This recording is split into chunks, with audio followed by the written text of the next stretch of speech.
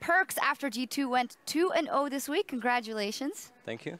Very, very impressive. I want to talk a little bit about that game yesterday first versus Vitality. That was also very interesting. About this one, though, what did you make of the two drafts? Because something we had our eye on coming into this is Giants' drafting, because against Fnatic, it wasn't ideal. What did you make of the two drafts?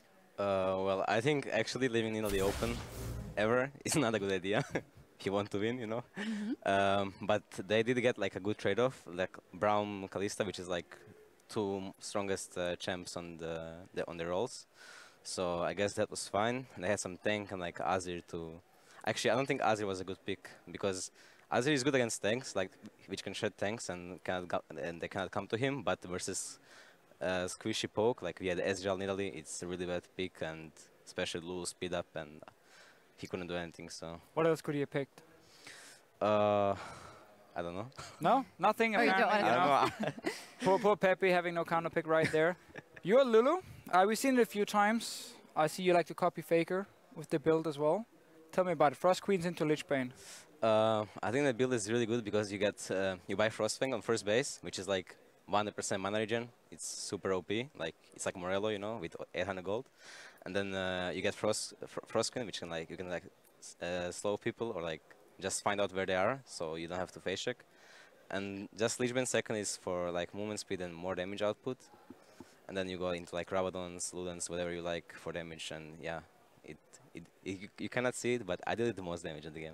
Lulu did the most damage. We'll check that. Febvin also said actually at IEM that he thought Lulu was super overpowered and that more people should pick it. One more thing about the game, as we were tracking how smart G2 plays the game, that has been a storyline, and you specifically wanted to look at the dragon and lane swap situation you didn't agree with. Yeah, so I personally hate dragons and lane swap because I think it slows down the tempo of the swap too much. Perkz, your team, I mean, obviously right here you're stuck in mid lane doing absolutely nothing, which was basically the story of the game for you.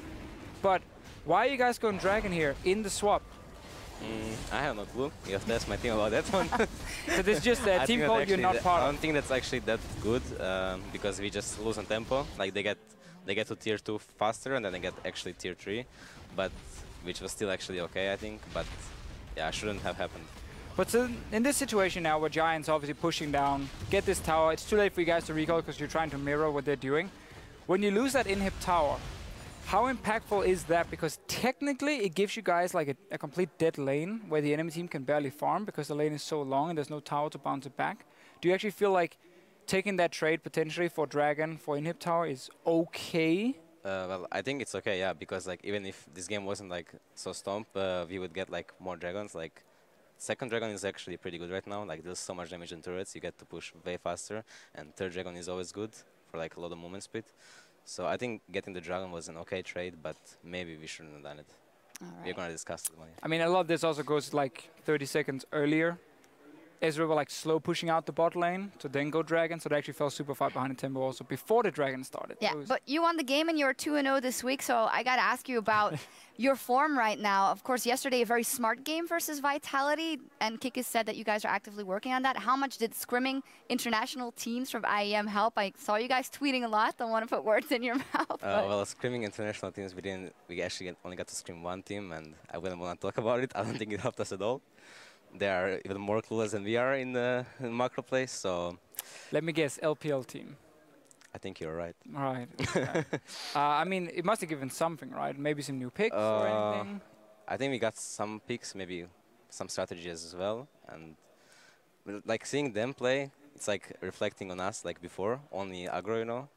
But now we were actually working on it for like past 2-3 weeks to play more around objectives, like mostly turrets, and it's working out, so...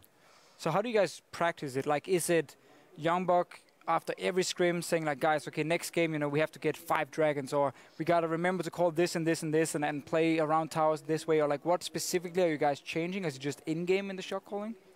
I think like our coach reminds us that we should play for objectives after every game, and it's getting better with each game, because before it was like really a massacre every game, you know? But now it's actually getting some strategy in there as well, so I think we're going to be a strong team. Who's going to win the playoffs, Perkz? I don't know, maybe G2. That's a little more calm than 2 weeks ago or 3 weeks ago when we asked you, but we'll see what happens. Thank you very much.